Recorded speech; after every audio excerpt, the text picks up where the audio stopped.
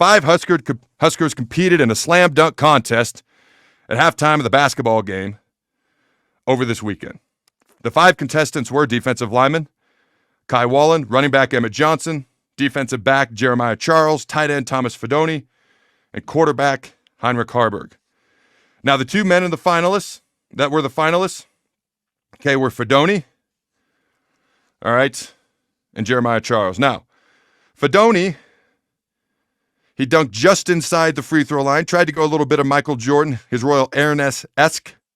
Looked pretty good doing it. Got to give him props. All right, Charles completed a 360 dunk and a dunk between his legs in the first round. Now, again, those were the 2 finalists. All right, I should mention, Emmett Johnson did try to dunk over Coach Matt Rule.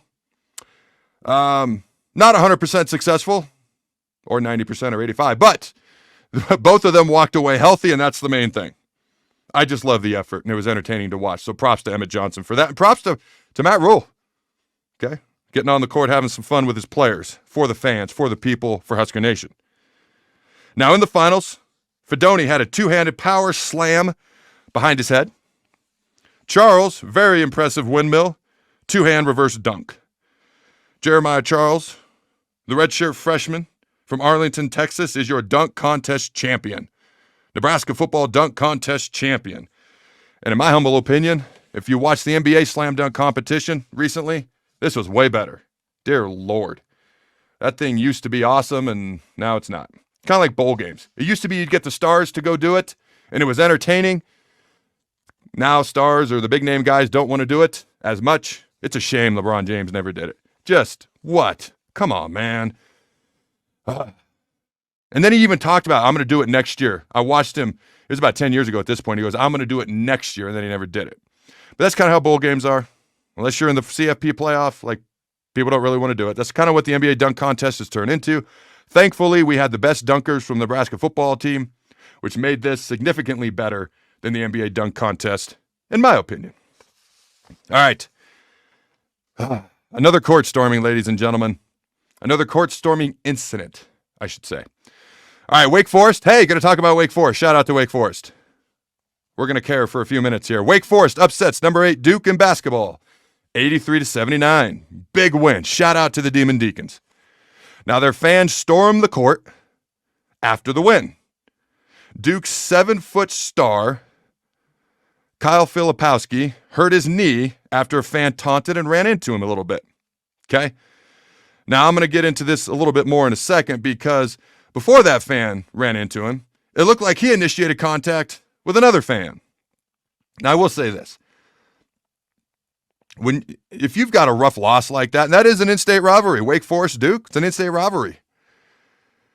And there's a reason they don't let the media right into NFL locker rooms right after the game. There's usually about a 15-minute waiting period just to let people cool down. Because people don't tend to make the best decisions when they're all riled up.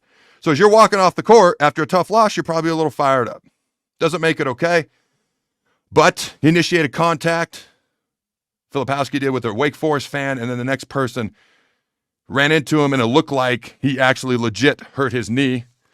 Unlike all-time great basketball player, Caitlin Clark, an all-time great flopper, Caitlin Clark as well. So the question is, should court storming be banned? So I went on social media today, because I don't have time to watch all these shows. These folks do a great job. I took 13 screenshots from different folks on sports talk shows on national TV that I thought were interesting, and some of them were just interesting tweets. All right, so the first one, undisputed, Keyshawn Johnson says court storming should not be outlawed amidst the Kyle Filipowski incident. Quote, it's part of the fabric of college sports, end quote. Mid-major madness, this is a tweet I saw, never end court storming. All right, first take, whether you like the show or not. Here's what Stephen A. Smith had to say. You've got to, and I quote, you've got to surround them with, again, real security folks. They're not going to do it because they don't want to spend money, end quote. That's Stephen A. Smith. Okay. The Athletic on Twitter. Court storms have long been some of the most iconic visuals in college basketball, but they've increasingly come under fire for player safety concerns. Should they be banned? That's what we're talking about here. Now, Greeny, on Get Up today. And I quote, "These are people who belong where they are, who are being run into by people who absolutely do not belong where they are," end quote. In other words, players belong on the court, fans don't, in his opinion. Real Skip Bayless calls for the NCAA to ban court storming after latest incident is the next one. Jay Bilas had a few things to say. And I quote, "Detain all those on the court and then arrest. What could have, end quote. And then the rest of the tweet says, what could have possibly gone wrong with that scenario at Wake Forest? Had they detained people, maybe they act a little bit more smartly is basically what they're getting at." David Shepard on Twitter. "I'm unfamiliar with David Shepard, but he had a few interesting things to say. The court storming that happened to Duke and Kyle Filipowski on Saturday is completely unacceptable. With 0.7 seconds left, Wake Forest fans were clearly on the floor." Okay, whether you agree with court storming or not, I think we can all agree, wait till the game's over if you're going to do anything. And then he goes, "There is zero place for this in college sports. At some point, there is going to be a career-threatening injury." Jay Bilas again, "It could all stop tomorrow, but they don't want it to. They like it." End quote. Shannon Sharp on First Take, and I quote, "I understand there have been a lot of traditions that schools go back 50 years, 100 years, but it's time to outlaw some of these," end quote. Jay Bilas again,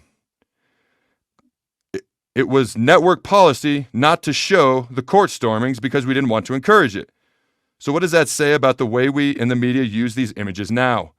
We can't deny that we encourage it or at least tactically approve of it.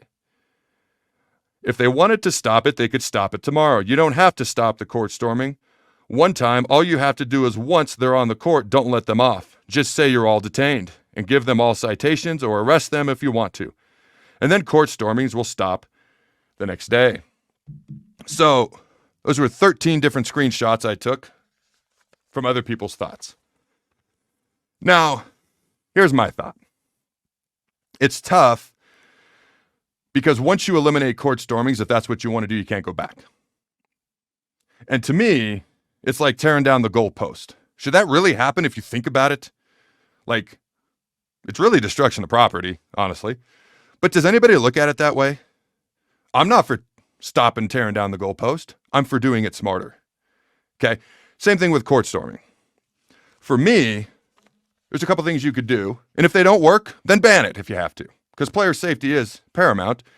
And even if you're mad at Caitlin Clark for what she did, or Filipowski for initiating contact and then legit getting ran into, it's not a great moment for those players because they've just had a rough loss on the road. They're not going to be at their best decision-making ability.